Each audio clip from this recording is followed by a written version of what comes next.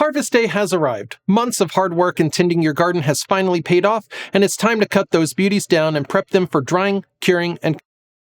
In today's video, we'll review my method for cutting down a plant, discuss trimming, and set you up for an amazing harvest. I'm Dr. Judd with GreenCert MD. Let's get into it.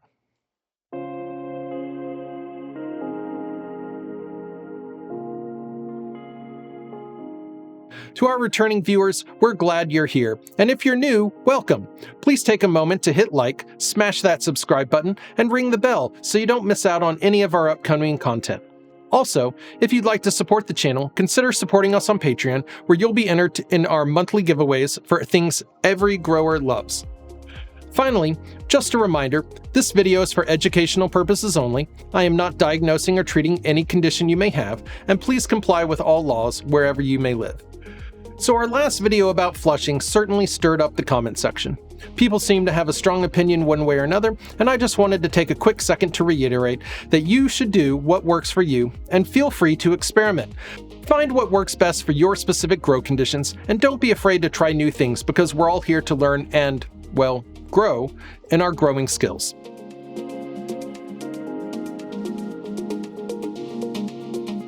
So I want to preface my harvest by saying that these plants were a little large when I put them into flower, and so we ended up with plants that were 5 to 6 feet tall, which needed additional support during the end of the growing phase, and honestly, in my opinion, it's better to run plants at a smaller size than this.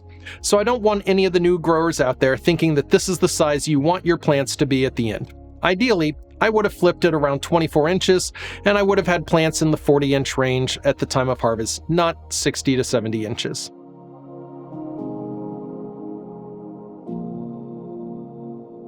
In a previous video, we went over gear to prepare for harvest, but basically you'll need some trimming scissors, a pair of loppers or garden shears for thick branches in the main stem, and some method for hanging the branches while drying.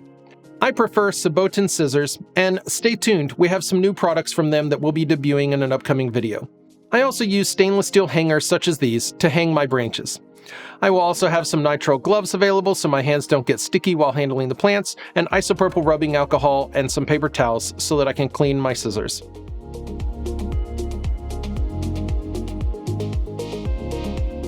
So after completing my flush, I wait a day or so since the last watering to give the soil some time to dry out. That simply makes the soil lighter when I have to carry it upstairs and out into the yard waste bin. I'm going to start low and clip the branches off the main stem, moving from bottom to top.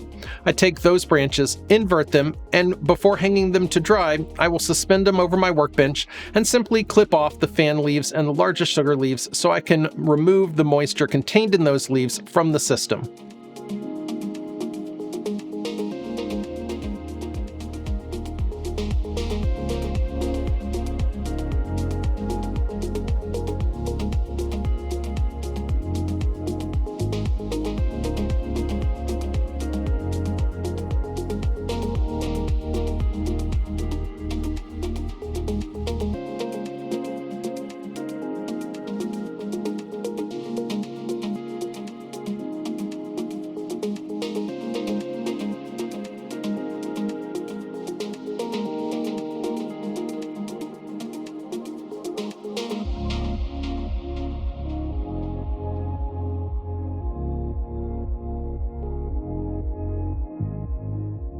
These branches will then go on to the drying hanger and into the tin, where the fan can help keep humidity where I want it, and I will be able to turn off the lights, as I've been told that the light can break down THC over time.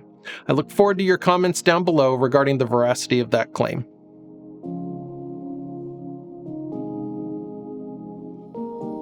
Now, I said I would touch base on wet versus dried trimming. Wet trimming generally refers to removing all of the fan leaves and as much of the sugar leaves as you can from the buds at the time of harvest, and it's most helpful in environments where high humidity and longer drying times are expected. Higher humidity and longer drying times can increase your risk of mold formation and bud rot.